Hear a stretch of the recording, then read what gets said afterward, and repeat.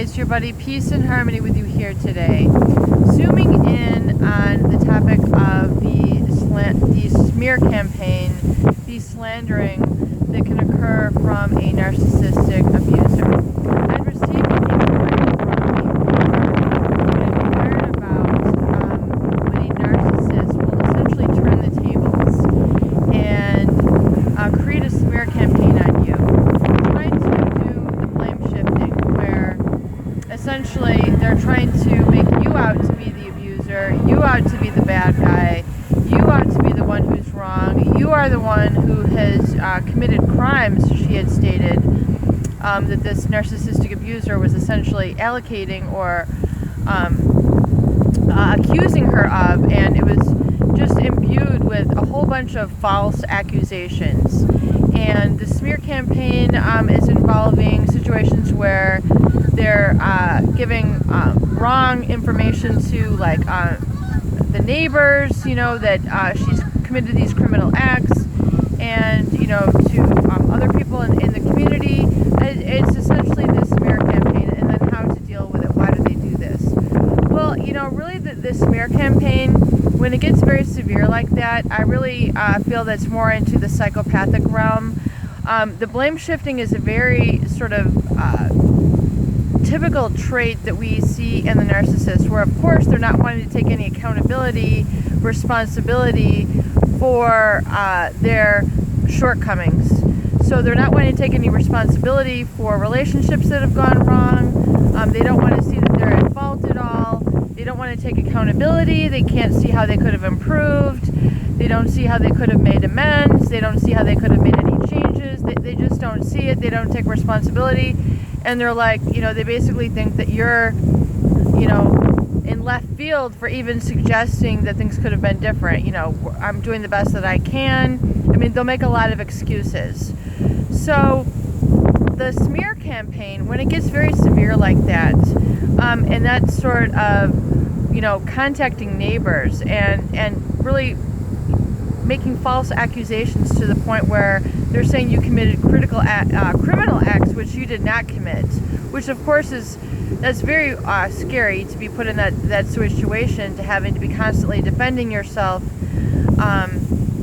But you know, the psychopath really is one who acts so much more immoral than a narcissist, to the point where they would actually really do something that severe, and maybe even have people set up to, you know, create or like plant things in the environment. I mean, they do all sorts of very strange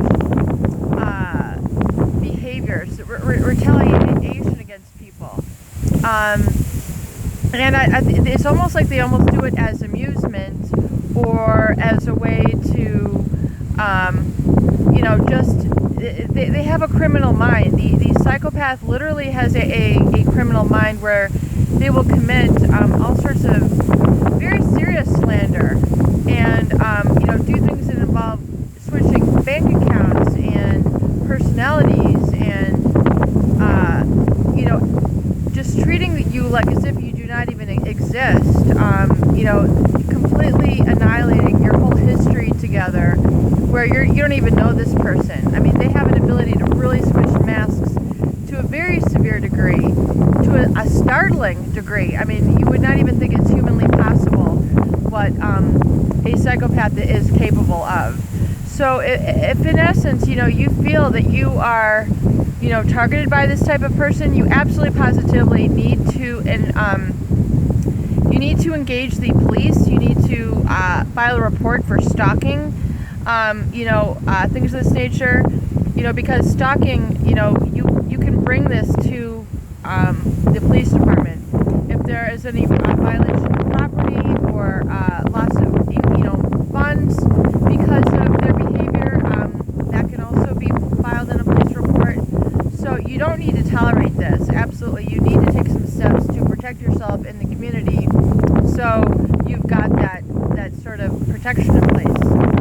I hope that video helps, and helps you understand that you have to, you know, set the record straight when a smear campaign exists, and, you know, don't feel, you know, like you have to be constantly afraid of these people because, you know, they're very spineless, and you know, eventually they're going to move on and just victimize another person. That's what these people do. They generally don't have a lot of attachment to the people who they victimize unless it's a very primary source of supply that they are needing to live with or have their kids with or their employment with. I mean, but even so, they can move that very easily as well. I mean, they have no attachment to relationships. They have absolutely no love. They have no love for their children. They have no love for their family. It's absolutely mind-boggling, the moral deficit that the people who are psychopathic possess. So please do take those steps to protect yourself and stop living in fear. Peace and harmony with you here today. I hope these videos help. Please share and please subscribe for more great tools, videos, discussion, and support.